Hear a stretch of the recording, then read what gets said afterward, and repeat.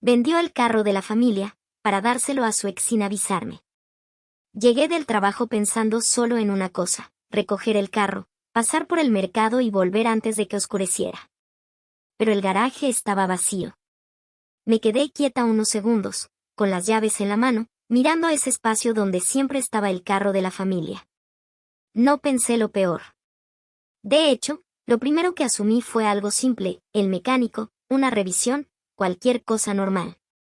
Entré a la casa y busqué a Fernando. Estaba en la sala, tranquilo, como si nada faltara. Le pregunté directo dónde estaba el carro. No levantó la mirada de inmediato. Solo dijo, con una calma que no encajaba con lo que acababa de escuchar: lo vendí esta mañana. Tardé en procesarlo. Al principio pensé que era una broma mal puesta. Ese carro lo habíamos comprado hace 4 años. Lo terminamos de pagar el año pasado. No era un lujo. Era la herramienta con la que funcionaba esta casa. Llevábamos a Javier al colegio. A Wendy al médico. Hacíamos el mercado. Visitábamos a mi madre, Adriana, los domingos. Nos movíamos cuando llovía sin quedarnos atrapados. Le pregunté por qué haría algo así sin decirme nada. Ahí cambió el tono, pero no la calma. Dijo que Paola tenía una deuda urgente. Que podía meterse en problemas legales. Que esa deuda venía de cuando ellos estuvieron juntos y que él todavía era responsable de una parte. Yo lo miré sin entender la conexión entre esa historia y nuestro carro desaparecido. Le pregunté cuánto le habían dado por la venta. Casi todo, respondió. Le pregunté si Paola iba a devolverlo. Se encogió de hombros. Cuando pueda. Sin fecha. Sin documento. Sin nada. En ese momento entendí que el carro no estaba en reparación. Ya no existía para nosotros. La discusión no tardó en explotar. Le recordé lo obvio: ese carro no era solo suyo. Era de la familia. Era parte de la rutina diaria de Javier y Wendy. De mi trabajo. De la logística de toda la casa. Ahora todo cambiaba. Más tiempo en transporte. Más gasto. Más desgaste. Más riesgo cuando alguno se enfermara o cuando simplemente necesitáramos movernos rápido. Fernando me escuchaba, pero como si estuviera defendiendo una decisión ya cerrada. Dijo que el transporte público existe. Que no era el fin del mundo. Que Paola no tenía a nadie más. Que si él no ayudaba, nadie lo haría. Y luego añadió algo que me dejó aún más fría. Que eso hablaba bien de él. Que debía entenderlo. Incluso sentirme orgullosa. Esa noche la casa siguió funcionando, pero algo ya no encajaba. Javier preguntó por el carro antes de dormir. Wendy también. Yo no supe cómo explicarlo sin que sonara absurdo. Fernando actuaba como si hubiera hecho lo correcto. Como si hubiera equilibrado una deuda antigua con un sacrificio lógico. Pero yo solo veía otra cosa. Una decisión tomada sin mí. Y un carro que ya no estaba, por alguien que ya no forma parte de esta vida.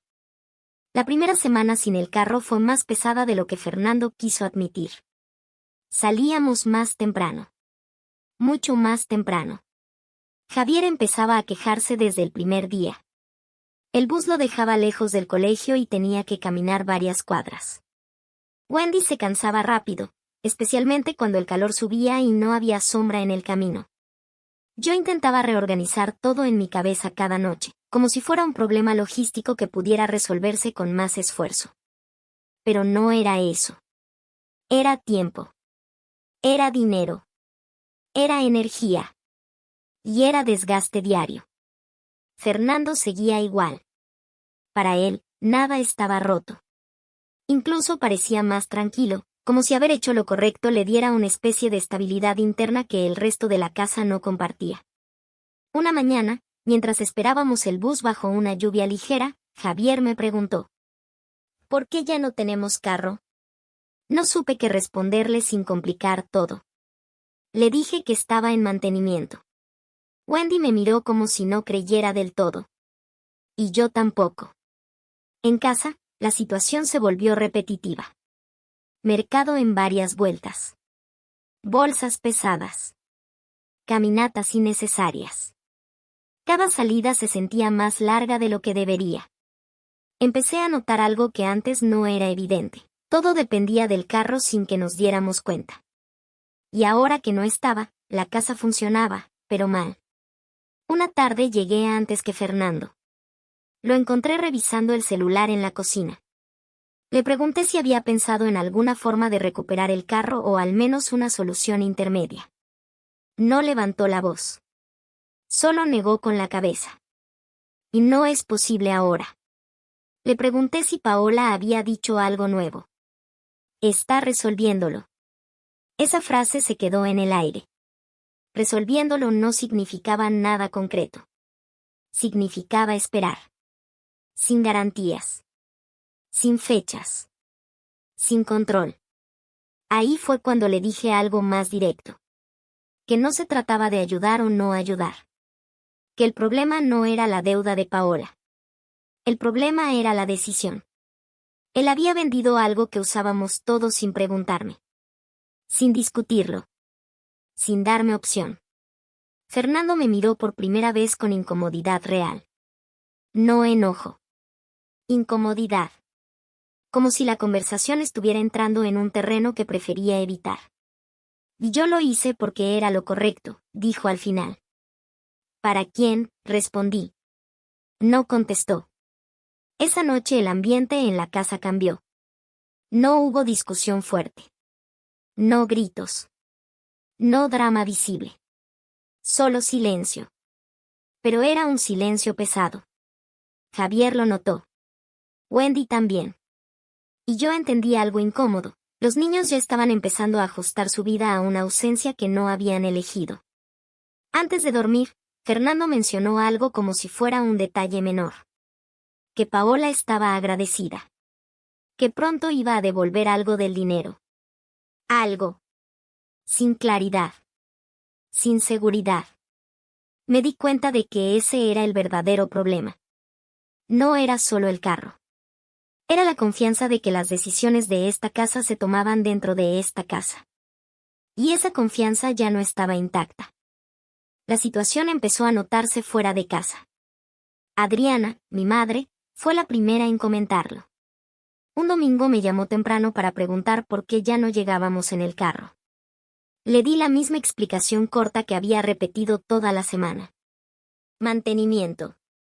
Hubo un silencio al otro lado de la línea. No me creyó, pero no insistió. Ese mismo día tuvimos que hacer mercado.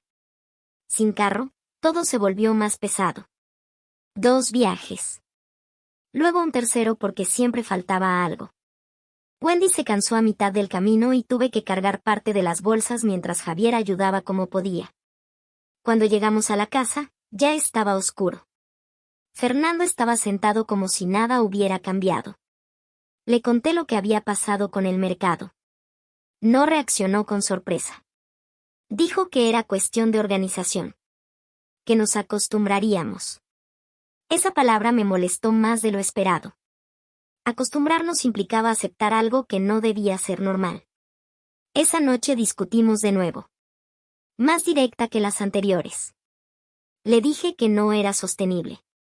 Que la rutina estaba rota. Que los niños lo estaban sintiendo. Y entonces volví a lo mismo. Que no era solo el carro.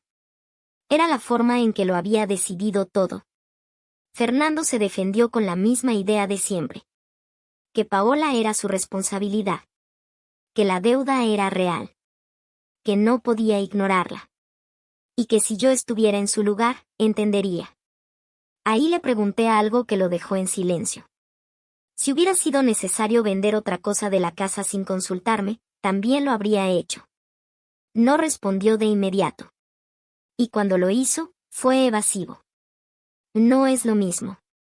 Pero no explicó por qué. Los días siguientes se volvieron más tensos. Pequeños problemas que antes no existían empezaron a acumularse. Llegadas tarde. Cansancio constante. Gastos más altos en transporte. Y una sensación de improvisación permanente. Javier empezó a mostrar molestia.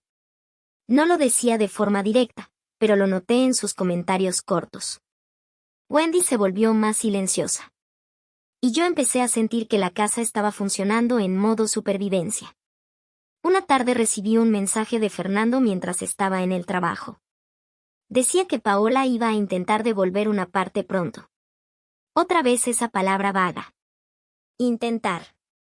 No confirmar. No asegurar. Solo intentar. Cuando llegué a casa, lo enfrenté con más firmeza. Le dije que no podíamos vivir en base a promesas de alguien externo. Que el problema no era solo económico. Era estructural. Él ya había tomado una decisión irreversible sin consultarme. Y eso había cambiado todo. Fernando se levantó, visiblemente incómodo por primera vez en serio. Dijo que yo estaba exagerando el impacto. Que el carro no definía nuestra vida. Que había cosas más importantes. Ahí fue cuando lo dije sin suavizarlo. Que no era el carro.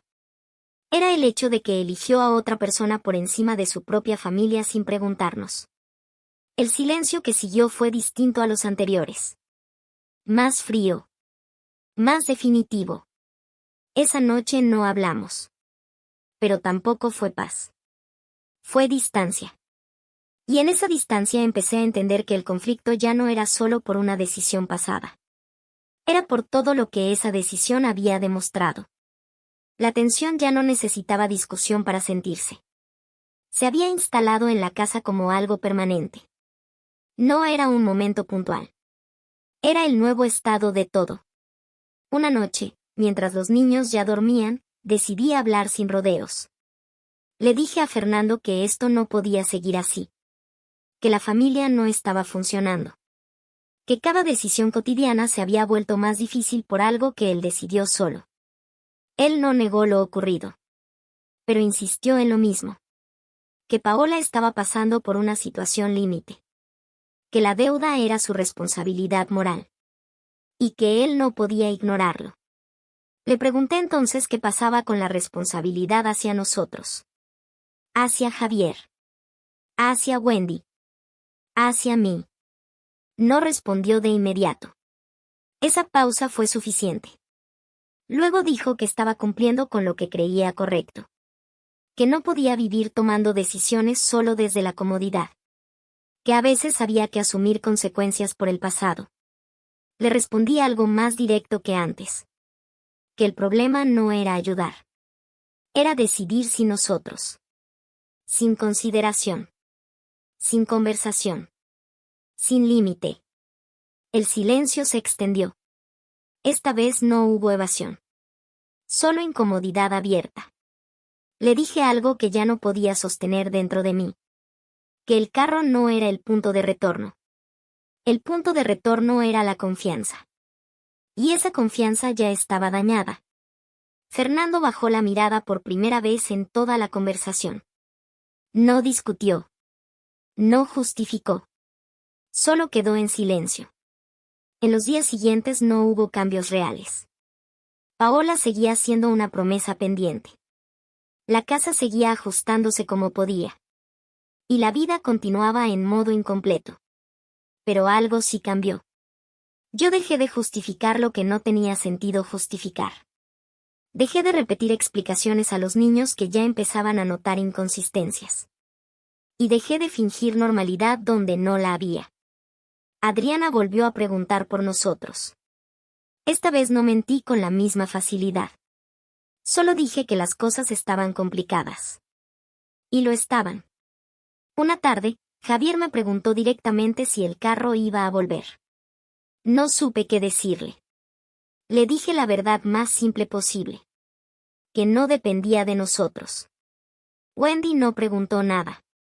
Pero empezó a evitar hablar del tema. Fernando seguía convencido de su decisión. Pero ya no intentaba convencerme a mí. Solo la sostenía. Como si admitir el impacto fuera equivalente a admitir un error imposible de revertir. Yo, en cambio, entendí algo claro. No era solo una pérdida material. Era una línea cruzada. Una decisión que había puesto en segundo plano la estabilidad de la casa sin discusión. Y lo que más pesaba no era lo que se había vendido. Era quien no fue consultado. Esa noche, antes de dormir, miré el espacio donde antes discutíamos todo lo cotidiano. Y supe que la pregunta ya no era si estaba exagerando. La pregunta real era cuánto más podía sostenerse una familia cuando una sola decisión había cambiado todas las reglas.